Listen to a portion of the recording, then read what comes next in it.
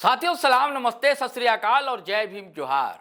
साथियों, ऐसा लगता है कि झारखंड में दो बड़े समुदाय के बीच म्यान से तलवार खिंच गई है। लेकिन खबर यह भी एक आई कि अब धीरे धीरे म्यान में तलवार लौट भी सकती है। लेकिन इस खबर के बावजूद कुछ ऐसे नेता हैं जिन्हें अपनी दुकानदारी चलानी है। आम शब्दों का इस्तेमाल कर रहा हूं दोस्तों, हम लोग तो ये कहेंगे जिन्हें अपनी नेतागिरी चमकानी है, या जिन्हें अपनी जमीन तलाश करनी है, जिन्हें कहीं अपना ठौर ठिकाना ढूंढना है, जिन्हें अपने सर पर एक सियासत की छत चाहिए, जिन्हें कोई पद चाहिए, कोई निगम चाहिए, कोई बोर्ड चाहिए, कोई प्रकोष्ठ चाहिए, वो तो हाथ पैर हिलाएंगे, डुलाएंगे, कोशिश करेंगे, मेहनत करेंगे।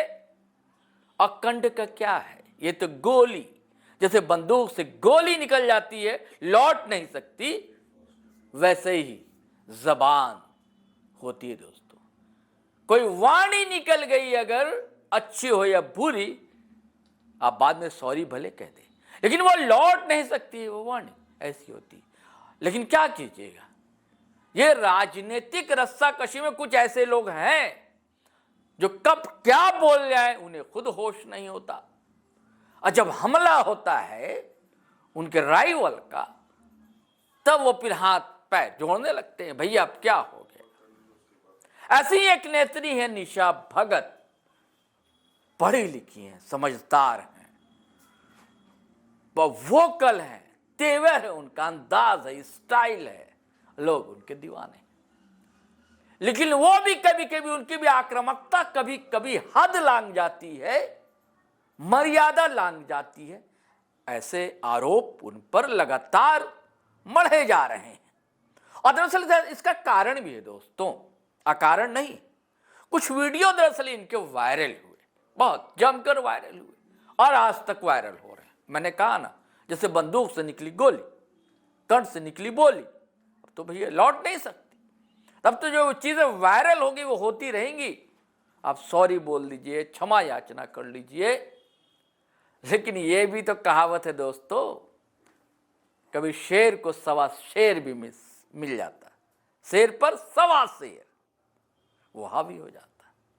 जब हो जाता तो चारों खाने चित्त होना स्वाभाविक है, सहज प्रवृत्ति है, बोलती बंद हो जाती है। तो फिर लगता है निशा भगत की बोलती बंद हो गई है दोस्तों।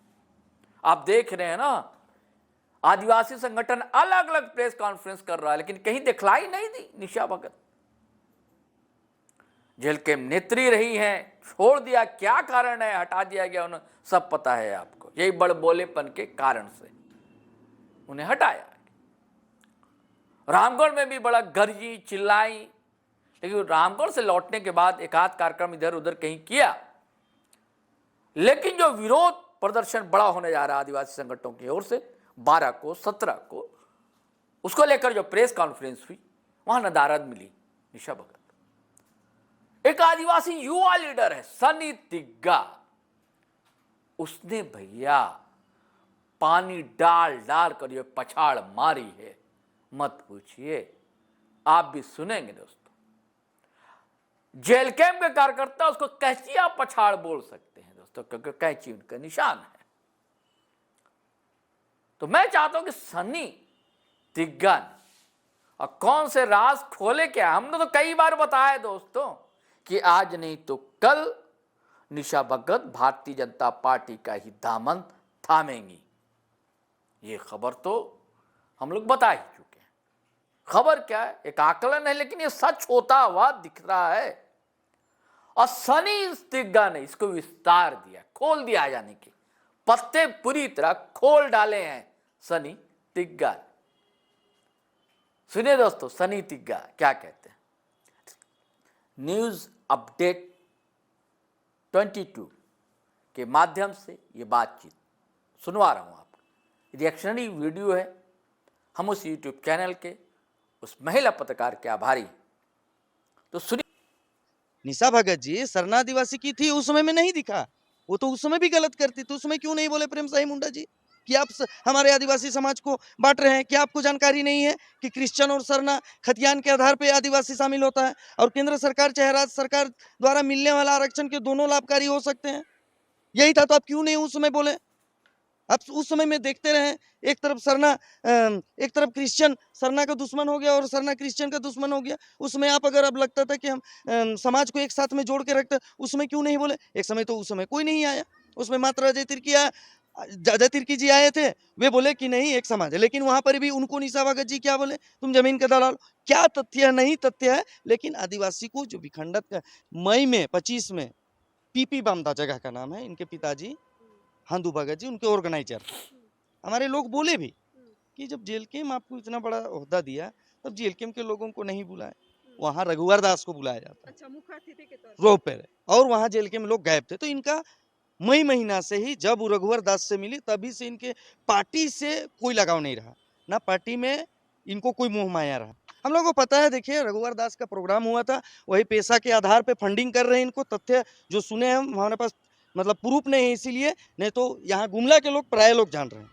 इनको गुमला में राजनीति करने बोलिए ना आप तो बहुत बड़ा खुलासा करें कि रघुवर दास से ये तो सोशल मीडिया में। आप बताइए कि इसको नवंबर में 2024 में चुनाव होती है, जेलकम इनको टिकट देती है। मई में 25 में पीपी बामदा जगह का नाम है, इनके पिताजी हांदू भगत जी उनके ऑर्गेनाइजर हैं।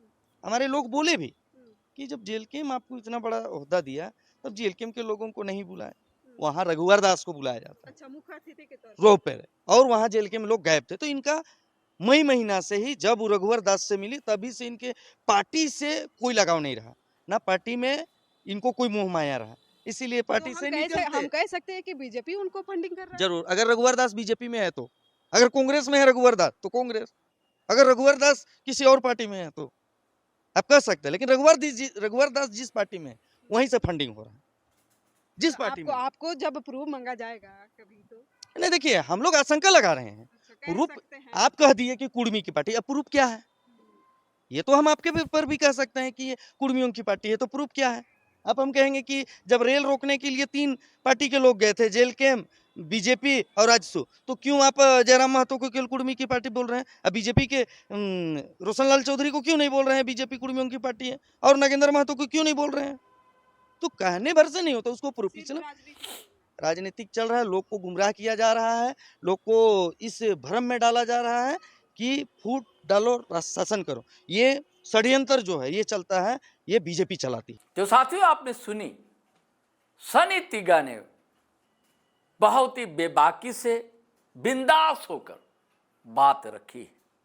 आदिवासी युवा है और आदिवासी समाज से आती है निशा भगत भी। एक आरोप लग रहा है ना लगातार जेल कैंप पर कि भैया आदिवासी इनके साथ नहीं है, ये तो केवल कुर्मियों के नेता होकर रह गए हैं। अब देखिए, सुनिए, आपने सुन ही लिया ना, सुनिए क्या।